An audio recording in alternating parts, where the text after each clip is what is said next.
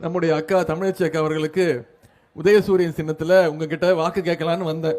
ஆனால் வந்த பிறகுதான் தெரிஞ்சது, என்னை விட அதிகமான ஆர்வத்தோடு எழுச்சியோடு அக்கா தமிழச்சி அக்கா அவர்களை அதிகமான வாக்கு வித்தியாசத்தில் நீங்க வெற்றி பெற்க போறது உறுதி. 100% இல்ல 1000% உறுதி என்பது தெரிகிறது. முடிவு பண்ணிட்டீங்களா? தாய்மார்கள் முடிவு பண்ணிட்டீங்களா? எந்த சின்னம்? சத்தமா சொல்லுங்க. எந்த சின்னம்? கையை வசதி காட்டி சொல்லுங்க. எந்த சின்னம்? உதயசூரியன் சின்னத்துல வர்ற ஏப்ரல் 19ஆம் தேதி வாக்குச்சாவடிக்கு போறீங்க. உங்க கண்ணுக்கு ரெண்டே விஷயம் தான் தெரியும். முதல் வாக்குப்பெட்டியில முதல் பேரு அக்காவோட பேர் தான், அக்கா தமிழச்சி.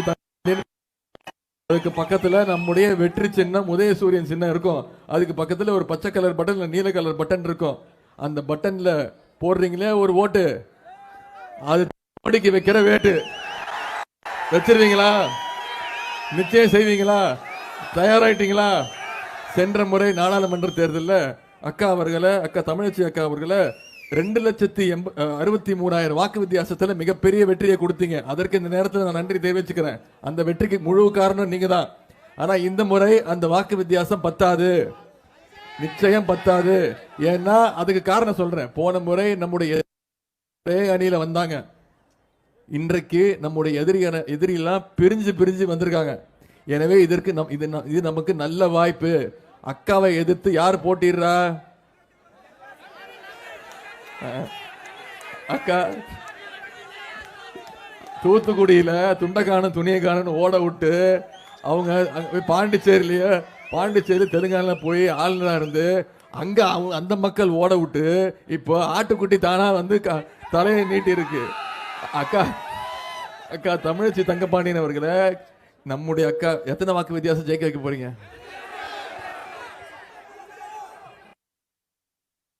நிச்சயமா நம்பலாமா? நான் 4ஆம் தேதி காலையில டிவி தொடர்ந்து பார்த்துக்கிட்டே இருப்பேன். வாக்கு எண்ணிக்கைய 5 லட்சத்துக்கு கீழே குறைஞ்சதுன்னா நான் இந்த பக்கம் வரவே மாட்டேன். நான் ஒரு வாக்குறுதி கொடுக்கிறேன், நான் ஒரு உறுதிமொழி கொடுக்கிறேன். அக்கா தமிழச்சி அக்கா அவர்களை நீங்க குறைந்தது 4 லட்சம் வாக்கு வித்தியாசத்தில் ஜெயிக்க வச்சீங்கன்னா, அக்காவை எடுத்து போட்டி போற யாரா இருந்தாலும் டெபாசிட் இழக்கணும். அப்படி நீங்க ஜெயிக்க வச்சீங்கன்னா, நான் இங்க தான் பக்கத்துல தான் இருக்கேன், சென்னையில தான் இருக்கேன். வாரத்தில் 2 நாள் 3 நாள் சென்னையில தான் இருப்பேன். மற்றபடி கழக சுற்றுப்பயணத்தில் இருப்பேன், அரசு சுற்றுப்பயணத்தில் இருப்பேன். அப்படி நீங்க ஜெயிக்க வச்சீங்கன்னா, குறைந்தது 4 லட்சம் வாக்குல அக்கா தமிழச்சி தங்கபாண்டியன் அவர்களை ஜெயிக்க வச்சீங்கன்னா, மாசம் 2 முறை நான் இங்க வந்து இந்த பாராளுமன்ற தொகுதிக்கு வந்து உங்களுடைய நாடாளுமன்ற உறுப்பினரோடு சேர்ந்து, உங்க மாவட்ட அமைச்சரோடு சேர்ந்து, உங்களுடைய மாவட்ட செயலாளரோடு சேர்ந்து இந்த பகுதிக்கு, தென் சென்னை பகுதிக்கு என்னென்ன தேவையோ அத்தனை தேவைகளையும் உறுதி செய்வதற்கான, சரி செய்வதற்கான அந்த பணிகளை முதலமைச்சரை எடுத்துட்டு கொண்டு போய் நான் செய்வேன். இது நான் உங்களுக்கு கொடுக்கக்கூடிய உறுதிமொழி, வாக்குறுதி. நான் சொன்ன சொல்ல காப்பாத்துவேன். ஏன்னா நான் கலைஞர் பேரன். இப்ப நீங்க சொல்ற வாக்குறுதி நீங்க காப்பாற்றணும். ஏன்னா நீங்களும் கலைஞருடைய பேரன்கள் தான், நீங்களும் தந்தை பெரியாருடைய பேரன்கள் தான். நீங்கள்லாம் கொள்கை பேரன்கள், லட்சிய பேரன்கள். எனவே கொண்ட கொள்கையில உறுதியா இருந்து வேதல் வெற்றி மட்டும்தான் நம்முடைய ஒரே குறிக்கோள். அதை செஞ்சு காட்டுவோமா? இதே நேரத்தில் சென்ற சட்டமன்ற தேர்தலில் சைதாப்பேட்டை தொகுதியில் போட்டியிட்ட நமது கழக வேட்பாளர் மாண்புமிகு அமைச்சர் அண்ணன் மா சுப்பிரமணியன் அவர்களை கிட்டத்தட்ட 30,000 வாக்கு வித்தியாசத்தில் வெற்றி பெற வச்சீங்க. அதற்கு இந்த நேரத்தில் என்னுடைய நன்றி தெரிவிச்சுக்கிறேன். அதே போல வேளச்சேரி தொகுதியில் நமது கூட்டணி வேட்பாளர் சகோதரர் ஹசன் மௌலானா அவர்களை 4,500 வாக்கு வித்தியாசத்தில் வெற்றி பெற வச்சீங்க. அதற்கும் இந்த நேரத்தில் நன்றி நான் தெரிவித்துக் கொள்கின்றேன். சோழிங்கநல்லூர்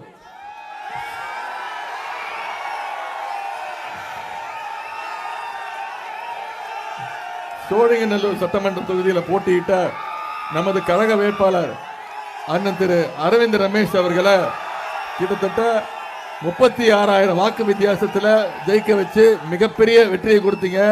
அதற்கும் இந்த நேரத்தில் என்னுடைய நன்றியை நான் தெரிவிச்சுக்கிறேன். இந்த நேரத்தில் நாம இந்த 3 வருஷத்துல செஞ்சிருக்கக்கூடிய சில பணிகள், சாதனைகளை மட்டும் இங்க நான் உங்களுக்கு எடுத்து, மாண்புமிகு முதலமைச்சர் அவர்கள் ரூபாய் 454 கோடி ரூபாய் செலவுல 1000 படுக்கை வசதிகளுடன் கலைஞர் நூற்றாண்டு அரசு பன்னோக்கு உயர் சிறப்பு மருத்துவமனையை கிண்டியில் வச்சார். இது ஒண்ணு எய்ம்ஸ் மருத்துவமனை மாதிரி கிடையாது, வருஷமா கட்டிட்டு இருக்காங்க. ஒரே ஒரு கல்லு அது தூக்கிட்டு வந்துட்டேன், காட்டுறேன். தலைவர் அவர்கள் அறிவிச்ச மாசத்துல கட்டி முடிச்சு மிகப்பெரிய சாதனை படைச்சார் நம்முடைய தலைவர் அவர்கள். சைதாப்பேட்டையிலிருந்து தேனாம்பேட்டை வரை உயர்மட்ட சாலை அமைக்கும் பணிக்கு ரூபாய் 621 கோடி ரூபாய் ஒதுக்கீடு பணிகள் தொடங்கி வைக்கப்பட்டுள்ளது. இந்தியாவிலேயே முதியோருக்கான பிரத்யேக மருத்துவமனை முதன்முறையாக சென்னை கிண்டியில திறந்து வைக்கப்பட்டுள்ளது. சோழிங்கநல்லூர் பெரும்பாக்கம் பகுதியில் பொது மருத்துவமனை கட்டும் பணிக்கு ரூபாய் 51 கோடி ரூபாய் நிதி ஒதுக்கீடு செய்யப்பட்டுள்ளது. பாதாள சாக்கடை மற்றும் குடிநீர் வழங்கல் பணிகளுக்காக ரூபாய் 2283 கோடி ரூபாய் நிதி ஒதுக்கீடு செய்யப்பட்டு பணிகள் நடைபெற்று வருகின்றன. அதேபோல் ரூபாய் 730 கோடி செலவில் உயர் மின் அழுத்த கம்பிகளை புதை வழி தடங்களாக மாற்றி அமைக்கப்பட்டுள்ளது. ரூபாய் 330 கோடி செலவில் மழைநீர் வடிகால் வாய்கள் அமைக்கப்பட்டுள்ளது. அதே போல சோழிங்கநல்லூர்ல டைடல் பூங்கா அமைக்கும் பணி ரூபாய் 88 கோடி ரூபாய் மதிப்பீட்டில் மேற்கொள்ளப்பட்டு வருகிறது. இதெல்லாம் நம்ம செஞ்சிருக்கக்கூடிய இந்த 3 வருஷத்துல செஞ்சிருக்கக்கூடிய சாதனைகள். இந்த நேரத்தில் சில வாக்குறுதிகளை நான் கொடுக்க விரும்புகின்றேன். நம்முடைய பொழுதும் சொல்லுவார், சொல்வதை செய்வோம்,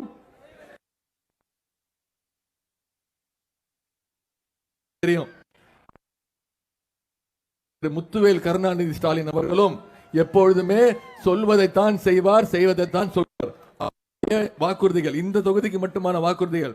அதாவது சைதாப்பேட்டை, வேளச்சேரி, சோழிங்கநல்லூர். சைதாப்பேட்டை சட்டமன்ற தொகுதி ரூபாய் 27 கோடி ரூபாய் மதிப்பீட்டில் சைதாப்பேட்டை அரசு புறநகர் பச்சிளங்குழந்தைகள் சிகிச்சை ரூபாய் 1500 கோடி ரூபாய் செலவில் அடையாறு நதியை அழகுற சீரமைக்கும் பணி விரைவில் முடிக்கப்பட்டு பொதுமக்கள். சோழிங்கநல்லூர் சட்டமன்ற தொகுதிக்கான வாக்குறுதி.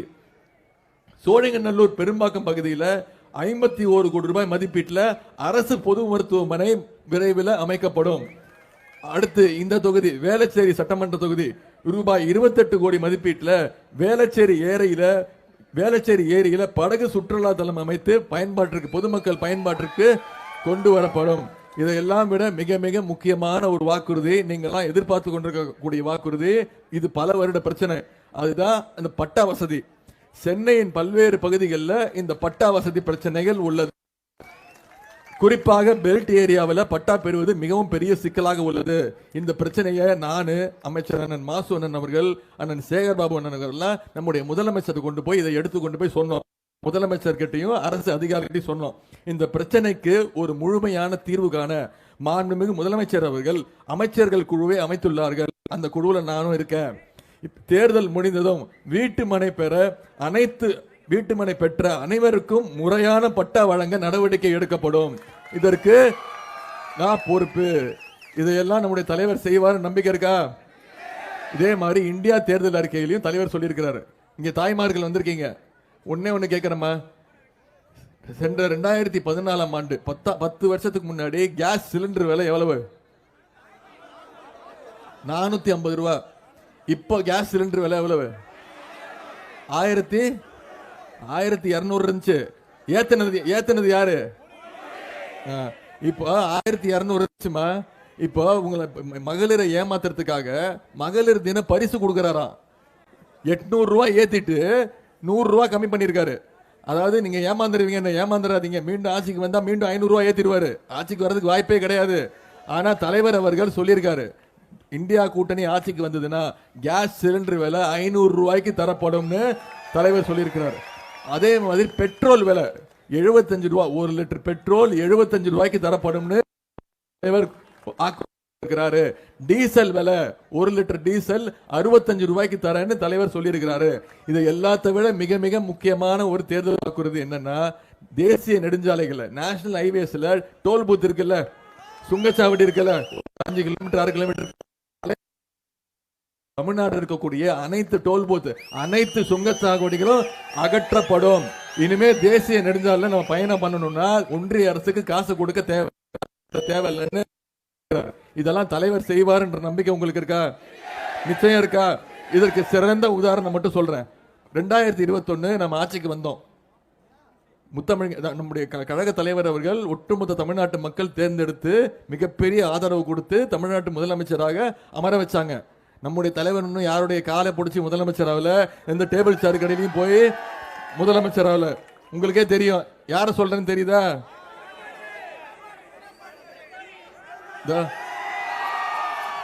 வச்சிருக்கேன் புகைப்படம்.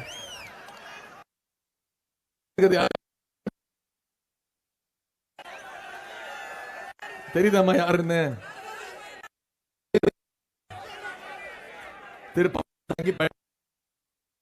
என்ன பண்ணிட்டு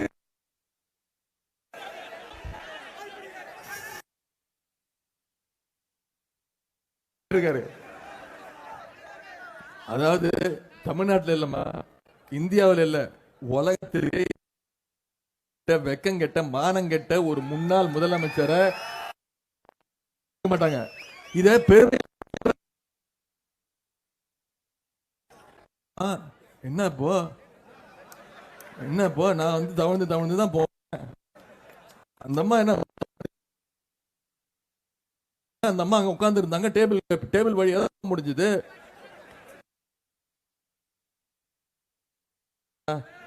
இந்தியாவுக்கே வெக்கக்கேடு, தமிழ்நாட்டு மக்களுக்கே ஒரு சாபக்கேடுன்னா இந்த பழனிசாமி அவர்கள் தான். இப்படி நம்முடைய கழக தலைவர் என்னன்னாரு, மக்களை சந்திச்சு மக்களுடைய ஆதரவு பெற்று மக்களுடைய வாக்குகளை பெற்று மக்கள் முதலமைச்சரா உட்கார வச்சாங்க. என்ன நிலவரம் உங்களுக்கு தெரியும். கோவிட் 2வது பேரலை பெருந்தொற்று. ஒன்றிய பிரதமர் திரு மோடி அவர்கள் ஏதாவது பண்ணாரா? ஏதாவது செஞ்சாரா? வந்து பார்த்தாரா? 10 நாளைக்கு ஒரு வாட்டி டிவியில மட்டும் வந்து பேசுவாரு, வேற கெட்டப்ல வந்து பேசுவாரு. முதல்ல என்ன சொன்னாரு? எல்லாரும் வீட்டுல ஒளிஞ்சுக்கோங்க, யாரும் வீட்டை விட்டு வெளில வராதீங்க, வீட்டுக்கு சீல் வச்சிருங்க, வீட்டுக்குள்ள யாரையும் விடாதீங்க சொன்னாரா இல்லையா? எல்லா கடையும் இழுத்து மூடுங்க, யாரும் வேலைக்கு போக முடியாது சொன்னாரா இல்லையா? ஒன்னே ஒண்ணு சொன்னாரு, ஒன்னே ஒண்ணுதான் சொன்னாரு. என்ன சொன்னாரு? எல்லாரும் வந்து விளக்கு பிடிங்க, எல்லாரும் வெளில வந்து விளக்கு பிடிங்க, எல்லாரும் கையில ஒரு மணி வச்சுக்கோங்க, தட்டு வச்சுக்கோங்க, ஒலி எழுப்புங்க. அப்படி நீங்க ஒலி எழுப்புனீங்கன்னா, அப்படி நீங்க விளக்கு பிடிச்சீங்கன்னா அதை பார்த்து கோவிட் வைரஸ் பயந்து ஓடி போயிடும்னு சொன்னாரு. இதுதான் திரு ஒன்றிய பிரதமர் மோடி அவர்கள் கோவிட் வைரஸுக்கு எதிர்த்து செஞ்சது. நாம ஊசி கேட்டோமா? ஊசியும் கொடுக்கல. அப்ப பாத்தீங்கன்னா கரெக்டா நம்முடைய மறைந்த நகைச்சுவை நடிகர் திரு விவேக் அவர்கள் ஊசி போட்டுக்கிட்டார், விழிப்புணர்வு ஏற்படுத்தணும்னு ஊசி போட்டுக்கிட்டு 2வது நாள் இறந்துட்டார். ஆனா அவர் அதனால இறக்கல, அவருக்கு வேற சில மருத்துவ பிரச்சனைகள் இருந்தது. அவர் இறந்ததுனால அனைத்து மக்களும், தமிழ்நாட்டு மக்கள் மட்டும் இல்ல, ஒட்டுமொத்த இந்தியா மக்களும், ஏன்னா அவர் இந்தியா முழுக்க புகழ்பெற்ற நடிகர், எல்லாரும் பயந்துட்டாங்க. ஊசி போட்டா இறந்துருவோம், அதுக்கு 10 நாள் நம்ம கோவிடோட இருந்துருவோம் அப்படின்னு எல்லாரும் பயந்தாங்க. ஆனா தமிழ்நாட்டிலேயே ஒரு முதலமைச்சர், இந்தியாவிலேயே ஒரு முதலமைச்சர் முதல்ல அந்த கோவேக்சின் ஊசியை போட்டு மக்களுக்கு விழிப்புணர்வு ஏற்படுத்தி இந்த கோவிட்ல இருந்து தப்பிக்கணும்னா ஊசி போட்டா மட்டும்தான் தப்பிக்க முடியும்னு ஊசி போட்டுக்கிட்டு கோயம்புத்தூர்ல மருத்துவமனைக்கு போய் பிபி கிட்ட போட்டுக்கிட்டு அந்த கோவிட் வார்டுக்குள்ள போய் அவங்களுக்கெல்லாம் தரமான மருத்துவமனை இந்தியாவிலேயே ஒரு தைரியமான முதலமைச்சர் ஆய்வு செஞ்சார்னா அது நம்முடைய முத்துவேல் கருணாநிதி ஸ்டாலின் என்ற முதலமைச்சர் அவர்கள் மட்டும்தான். அவருக்கு அந்த பெருமை. ஆனா உங்களுக்கு ஒரு பெருமை இருக்கு, அது சொல்லட்டுமா? தமிழ்நாட்டு மக்களுக்கு இன்னொரு பெருமை இருக்கு. இந்தியா முழுக்க ஊசி போட பயந்தாங்க, ஆனா தமிழ்நாட்டு மக்கள் தான் இந்தியாவிலேயே அதிகமான ஊசி போட்டு, ஊசி போட்டா மட்டும்தான் கோவிட்ல இருந்து தப்பிக்க முடியும்னு ஒட்டுமொத்த இந்தியாவுக்கே விழிப்புணர்வு ஏற்படுத்தினது தமிழ்நாட்டு மக்களாகிய நீங்க தான். அந்த பெருமை உங்களுக்கு தான். அப்போதான் நம்ம ஆட்சி அமைச்சோம். கடும் நிதி நெருக்கடி, தலைவர் வந்து நிறைய திட்டங்கள் அறிவிச்சிருந்தாரு. அதிமுக என்ன சொல்லுச்சு? எதையுமே செய்ய மாட்டாங்க, சும்மா ஏமாத்துறாங்கன்னு. ஆனா முதலமைச்சர் நாற்காலியில உட்கார்ந்து முதல் 5 கையெழுத்து போட்டார். விவசாய கடன் ரத்து. 2வது கையெழுத்து என்ன போட்டாரு? மகளிருக்கு கட்டணம் இல்லா பேருந்து வசதி திட்டத்தை கொடுத்தாரா இல்லையாமா? பயன்படுத்துறீங்களா இல்லையா? இப்ப தமிழ்நாடு முழுக்க இப்ப நான் வரும்போது பார்த்தா எல்லா இடத்துலயும் பிங்க் பஸ் தான். அந்த பிங்க் பஸ் ஃபுல்லா மகளிரும் குழந்தைங்களும் மாற்றுத்திறனாளிகள் தான். இப்போ அந்த பிங்க் பஸ் இருக்குல்ல, அதை யாரும் பிங்க் பஸ்னே கூப்பிடுறது இல்ல, தலைவர் பேரை சொல்லி ஸ்டாலின் பஸ் தான் கூப்பிடுறாங்க. நம்ம ஆண்கள் மகளிர் கிட்ட கத்துக்கணும்.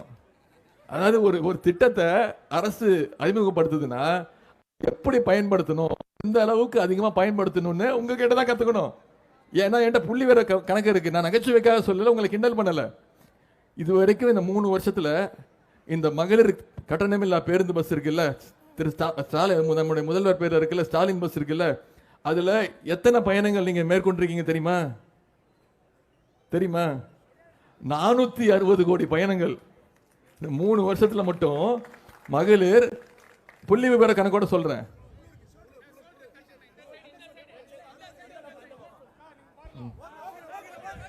எல்லாம் நீங்க போட்ட மாலை தான். மாலையும் போட்டு புழு இருக்குன்னா பூவால வரவேற்கணும், பூ தூக்கி வரவேற்கணும். பூவால அடிச்சா அப்புறம் 460 கோடி பயணங்களை நீங்க மேற்கொண்டிருக்கீங்கம்மா. இதுதான் அந்த திட்டத்துடைய வெற்றி, மகளிரோட வெற்றி, இந்த ஆட்சியோட வெற்றி. இதுதான் திராவிட மாடல் ஆட்சி. தலைவர் சொல்றாரு திராவிட மாடல் ஆட்சின்னா என்னன்னு. இப்போ இந்த பிங்க் பஸ் திட்டம் இருக்குல்ல, மகளிருக்கு கட்டணம் இல்ல பயண திட்டம், இதை கர்நாடக மாநிலத்தில் அமல்படுத்தி இருக்கிறாங்க. நாம அமல்படுத்தி வெற்றினோன்னு கர்நாடக மாநிலத்தில் இப்ப அமல்படுத்திட்டாங்க. அதே மாதிரி இன்னொரு திட்டம், புதுமை பெண் அப்படின்னு திட்டம். பெண்கள் வீட்டை விட்டு வெளில வரணும், பெண்கள் கல்லூரிக்கு போகணும், பள்ளிக்கூடத்தில் படிச்சா பத்தாது, கல்லூரிக்கு போகணும்னு ஒவ்வொரு மகளிரும் கல்லூரிக்கு போனா, அரசு பள்ளியில படிச்சு தனியார் கல்லூரியோ இல்ல அரசு கல்லூரிக்கோ போய் படிச்சா மாசம் 1000 ரூபாய் அவங்களுக்கு கல்வி ஊக்கத்தொகை வழங்கப்படுகிறது. இது வரைக்கும் 3 லட்சம் மாணவிகள் இந்த திட்டத்தில் பயன்பெற்று இருக்கிறாங்க. அதே மாதிரி இப்ப தலைவர் என்ன பண்ணிட்டாருன்னா, இப்போ புள்ளி விவர கணக்கு என்ன தெரியுமா சொல்லுது, ஆண்களை விட பெண்கள் அதிகமா கல்லூரி போக ஆரம்பிச்சிட்டாங்க. இந்தியாவில் ஒரு சர்வே எடுத்தாங்கம்மா, இந்தியா முழுக்க அனைத்து மாநிலங்களும் ஒரு சர்வே எடுத்தாங்க. கல்லூரிக்கு போறாங்கல்ல, கல்லூரிக்கு போற பெண்கள் இருக்காங்கல்ல, ஒட்டுமொத்த இந்தியாவில் சர்வேல எவ்வளவு சதவீதம் தெரியுமா? ஒட்டுமொத்த இந்தியாவில் கல்லூரிக்கு போற பெண்களுடைய எண்ணிக்கை எவ்வளவு தெரியுமா? வெறும் 27%. ஆனா தமிழ்நாட்டில் உயர்கல்வி படிக்க கல்லூரிக்கு போற பெண்களுடைய சதவீதம் எவ்வளவு தெரியுமா? 54%. இது யாருடைய வெற்றி? நம்முடைய திராவிட மாடல் ஆட்சியினுடைய வெற்றி. இப்ப அதே மாதிரி தலைவர் ஆண்கள் மாணவர்களும் உயர்கல்வி படிக்கணும்னா, காலேஜ் போய் சேரணும்னா, அரசு பள்ளியில படிச்சு காலேஜ் போனா அவங்களுக்கும் மாசம் 1000 ரூபாய் கல்வி ஊக்கத்தொகையாக 1000 ரூபாய் ஒதுக்கி இருக்காரு. இதுக்கு தனியா 360 கோடி ரூபாய் தமிழ் புதல்வன் திட்டத்தின் மேல அறிவிச்சிருக்கிறார். இதற்கெல்லாம் இன்னொரு திட்டம், நம்ம பகல்ல சீக்கிரம் எந்திரிச்சு போற பெற்றோர்கள் இருக்காங்க, வேலைக்கு போற பெற்றோர்கள் இருக்காங்க, காலைல 6 மணி 7 மணிக்கெல்லாம் எந்திரிச்சு போகணும். அப்போ குழந்தைக்கு சாப்பாடு சமைக்கிறதுக்கும் சாப்பாடு ஊட்டுறதுக்கும் நேரம் இருக்காது. அந்த நேரத்தில் என்ன பண்ணுவாங்க, நீ கிளம்பி ஸ்கூலுக்கு போ பார்த்துக்கலாம், மத்தியானம் மதிய சாப்பாடு சாப்பிட்டுக்கோன்னு அமுச்சு விட்டுருவாங்க. ஆனால் அவங்க வேலைக்கு போய் குழந்தைய பற்றி தான் யோசிச்சுட்டு இருப்பாங்க. ஐயோ அவனை வெறும் வயத்தில் அமிச்சமே, சாப்பிட்டானா, மயக்கம் போட்டு தூங்கிட்டானா, கல்லூரி பள்ளிக்கூடத்துக்கு போய் தூங்கிட்டானா, படிச்சானா அப்படின்னு அந்த கவலையில் இருப்பாங்க. அதை போக்குறதுக்கு தலைவர் ஒரு திட்டத்தை கொண்டு வந்தார். அதற்கு பெயர் தான் முதலமைச்சருடைய காலை உணவு திட்டம். இப்ப அனைத்து பெற்றோர்களும் வாழ்த்தி அனுப்புறாங்க, தைரியமா அனுப்புறாங்க. என் பையனை பார்த்துக்க, என் குழந்தைய பார்த்துக்க நம்முடைய திராவிட மாடல் அரசு இருக்கு. என் குழந்தை பள்ளிக்கூடத்துக்கு போனான்னா அவனுக்கு சாப்பாடு போட்டு கல்வி கற்றுக் கொடுத்துக்கிறதுக்கு நம்முடைய தமிழக முதலமைச்சர் திட்டம் இருக்கு அப்படின்னு. இதை இப்ப கர்நாடகா மாநிலம், தெலுங்கானா மாநிலம் மட்டும் இல்லம்மா, இன்னைக்கு தொலைக்காட்சியில வந்திருக்கு, நியூஸ் பேப்பர்ல வந்திருக்கு. தமிழ்நாடு மட்டும் இல்ல, இந்தியா மட்டும் இல்ல, கனடா நாட்டு பிரைம் மினிஸ்டர் திரு ஜஸ்டின் ட்ரூடோ அவர்கள் கனடா நாட்டில் நம்மளுடைய திட்டத்தை, முதலமைச்சர் காலை உணவு திட்டத்தை அங்க கனடா நாட்டில் விரிவுபடுத்தி இருக்கிறாங்க. 7 லட்சம் பேருக்கா? நான் போனதுக்கு அப்புறம் நீ ஒரு 10 நிமிஷம் பிரச்சாரம் பண்ண. இப்படி இதுதான் திராவிட மாடல் அரசு. ஒட்டுமொத்த இந்தியாவுக்கு மட்டும் இல்ல, உலகத்திற்கே எடுத்துக்காட்டா இருக்கிறது தான் நம்முடைய திராவிட மாடல் அரசு, நம்முடைய முதலமைச்சர் அவர்கள். இதற்கெல்லாம் மேல ஒரு திட்டம், இது தேர்தல் அறிக்கையில சொன்ன திட்டம், நம்முடைய கலைஞர் மகளிர் உரிமை தொகை திட்டம். 1,16,00,000 மகளிருக்கு செப்டம்பர் மாசத்திலிருந்து இப்ப வரைக்கும் மாசம் 1000 ரூபாய் உரிமை தொகை கொடுக்கப்பட்டிருக்கு. மகளிர் கையை தூக்குங்க, உங்களுக்கு எத்தனை பேருக்கு அந்த திட்டம் வந்திருக்கு? கிட்டத்தட்ட 70% வந்திருக்கு. எனக்கு உங்க மைண்ட் வாய்ஸ் கேக்குது, சில பேருக்கு வரல. உங்க குறை எனக்கு தெரியும். என்ன சொல்றீங்க? எனக்கு வந்துருச்சு, பக்கத்து வீட்டு பொண்ணுக்கு வரல, பக்கத்து வீட்டு பொண்ணுக்கு வந்துருச்சு, எனக்கு வரல அப்படின்னு சில குறைகள் இருக்கு. ஏமா இது விண்ணப்பிச்சவங்க 1,60,00,000 பேர். இதுல ஏற்கனவே 1,18,00,000 பேருக்கு கொடுத்தாச்சு. இதை வெரிஃபிகேஷன் பண்ணி சரி பார்த்து இன்னும் ஒரு 6-7 மாதங்கள்ல கண்டிப்பாக அந்த 1,60,00,000 தகுதியுள்ள அனைத்து மகளிருக்கும் கண்டிப்பா முதலமைச்சர் கொடுப்பாரு. 1,18,00,000 பேருக்கு கொடுக்க மனசு வச்ச முதலமைச்சருக்கு இன்னொரு 40 லட்சம் பேருக்கு கொடுக்க மனசு வராதா? கண்டிப்பா கொடுப்பாரு. நம்பிக்கை இருக்கா? நிச்சயம் கொடுப்பார். இதெல்லாம் நம்முடைய திட்டங்கள், நாம செஞ்சிருக்கக்கூடிய சாதனைகள், நம்ம என்ன செய்ய போறோம்னு சொல்ற வாக்குறுதிகள். நான் இப்ப கேட்கிறேமா, ஒன்றிய பிரதமர் திரு நரேந்திர மோடி அவர்கள் 10 வருஷமா இந்தியாவை ஆண்டுகிட்டு இருக்கார். ஏதாவது செஞ்சாரா?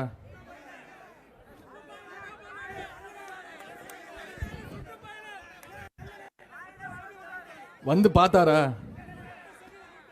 சென்ற டிசம்பர் மாதம் அதிகமாக பாதிக்கப்பட்டது தென் சென்னை, குறிப்பா வேளச்சேரி, சென்னை, காஞ்சிபுரம், அதே மாதிரி திருவள்ளூர்,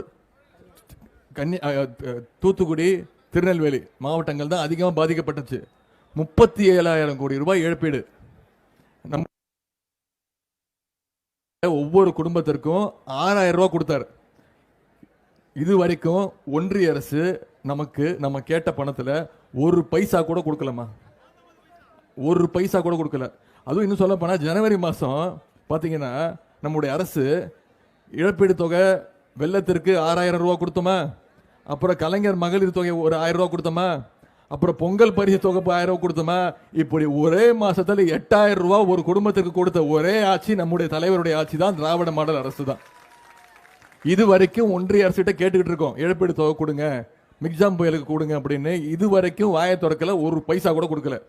அதனாலதான் ஒன்றிய பிரதமர் திரு மோடி அவர்களுக்கு நான் ஒரு செல்ல பெயர் வச்சிருக்கேன்.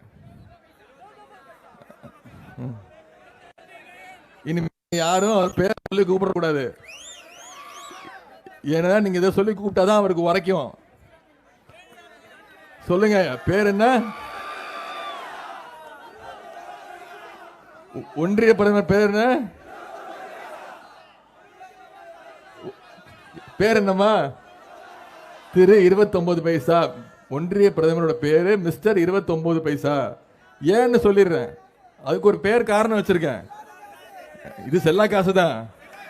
ஜூன் 4க்கு மேல ஏன் காரணம் சொல்லிடுறேன். நாம ஒவ்வொருத்தரும் ஜிஎஸ்டி வரி கட்டுறோம்.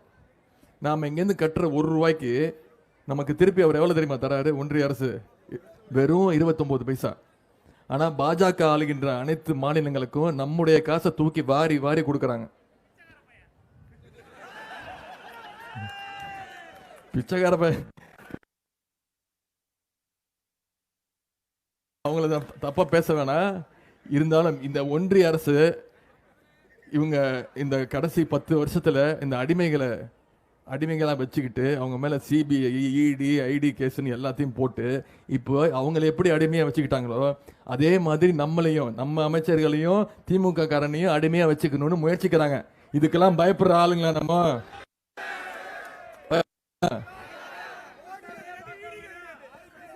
மோடிக்கும் பயப்பட மாட்டோம், ஈடிக்கும் பயப்பட மாட்டோம். மோடியோட டேடி வந்தாலும் நாங்க பயப்பட மாட்டோம். நாங்க எதையும் எதற்கும் தயாரா இருக்கோம். எங்களுக்கு தேவை சுயமரியாதை. எங்களுக்கு நீங்க மரியாதை கொடுத்தா நாங்க மரியாதை கொடுப்போம். நாங்க எங்களுக்கு கேட்கறது சமதர்மம், நாங்க கேட்கறது எய்ம்ஸ் மருத்துவமனை, நாங்க கேட்கறது நீட் தேர்வு ரத்து, நாங்க கேட்கறது சிஏஏ எங்களுக்கு தேவையில்லை. சிஏஜி ரிப்போர்ட் என்ன ஆச்சு? 7,5 லட்சம் கோடி ரூபாய்க்கு உங்க பதில் என்ன? சிஏஜி ரிப்போர்ட்மா 7,5 லட்சம் கோடி ரூபாய் ஒன்றிய அரசு செய்த செலவுக்கு கணக்கு இல்ல. 7,5 லட்சம் கோடி எங்க போச்சுன்னே தெரியல. அதாவது 1 கிலோமீட்டர் ரோடு போடுவதற்கு ஒன்றிய அரசு எவ்வளவு தெரியுமா செலவு செஞ்சிருக்கு? 250 கோடி. 1 கிலோமீட்டர் ரோடு போடுவதற்கு 250 கோடி. அதே மாதிரி 88,000 ஆயுஷ்மான் பாரத்னு ஒரு திட்டம், மருத்துவ காப்பீடு திட்டம். உங்களுக்கு தெரியும், கலைஞர் காப்பீடு திட்டம் இருக்குல்ல, இன்சூரன்ஸ். அதே மாதிரி ஆயுஷ்மான் பாரத்னு ஒரு திட்டம், மருத்துவ காப்பீடு திட்டத்தில் இறந்து போன 88,000 பேருக்கு ஒரே செல்போன் நம்பர்ல இருந்து பதிவு பண்ணியிருக்காங்க. இறந்தே போயாச்சு, அவங்களுக்கு மருத்துவ காப்பீடு திட்டம் கொடுத்திருக்காங்க. இது எல்லாத்துக்கும் மேல இங்க ஒருத்தர் இருக்காரு பக்கத்துல,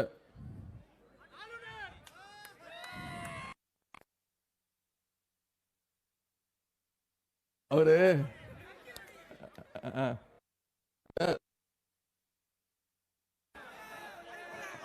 அதுல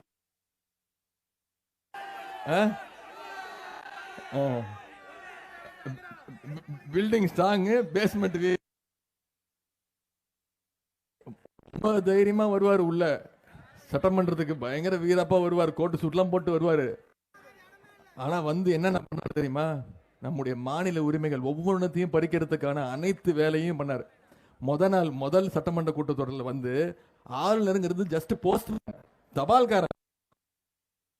தேர்ந்தெடுக்கப்பட்டவர, நீ நியமிக்கப்பட்டவர், ஒன்றிய அரசால் நியமிக்கப்பட்டவர். எங்க முதலமைச்சர் சொல்றத போய் அங்க போய் கொடுத்துட்டு வா. அங்க ஏதாவது கொடுத்தாங்கன்னா அதை வாங்கிட்டு வந்து எங்க முதலமைச்சர் கொடு. அதுதான் வேலை. அவர் பேரு RN ரவி கிடையாது, RSS ரவி, சங்கி ரவி. ஆளுநர் உரை முதலமைச்சர் என்ன எழுதி கொடுக்கிறாரோ அதை படிக்க வேண்டியது மட்டும்தான் ஆளுநரோட வேலை. ஆனா இவர் என்ன பண்ணாரு? முதல் ஆளுநர் உரையில அம்பேத்கரோட பெயரை தவிர்த்துட்டாரு, பெரியாரோட பெயரை தவிர்த்துட்டாரு, சொல்ல மாட்டேன்ட்டார். பெரியார் பேரை மறந்துட்டாரு, பேரறிஞர் அண்ணாவோட பேரை தவிர்த்துட்டாரு, கலைஞரோட பெயரை தவிர்த்துட்டாரு. அவர் பாட்டு அவர் இஷ்டத்துக்கு என்னென்னமோ பேசுறாரு.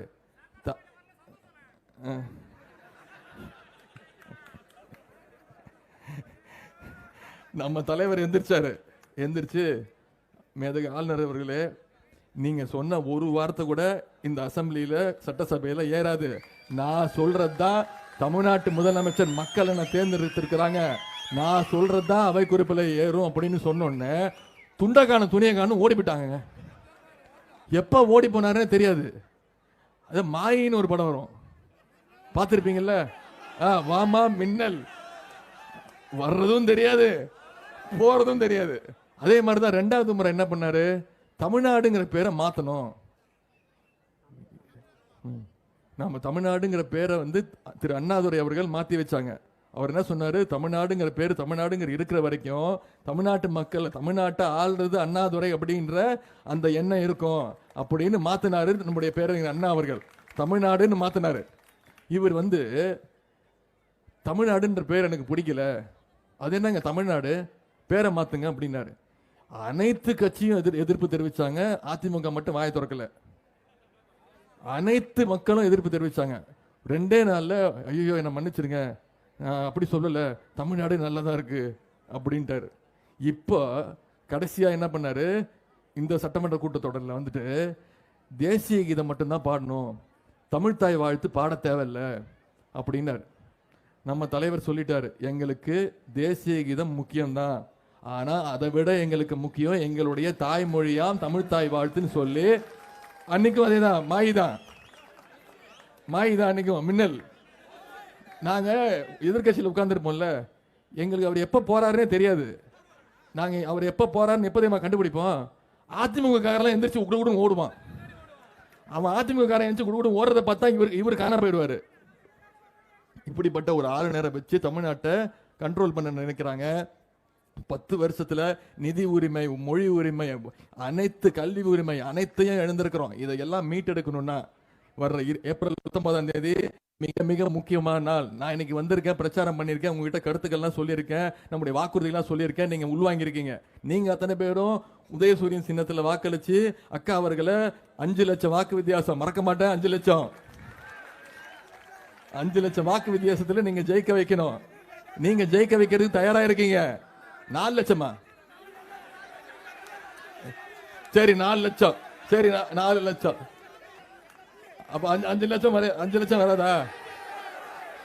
எவ்வளவுக்கு எவ்வளவு அதிகமா வாங்கணுமோ அதை முயற்சிங்க. நீங்க அத்தனை பேரும் பிரச்சாரம் பண்ணதுக்கு முடிவாயிட்டீங்க, ரெடி ஆயிட்டீங்க. அடுத்த 17 நாள் ஒவ்வொரு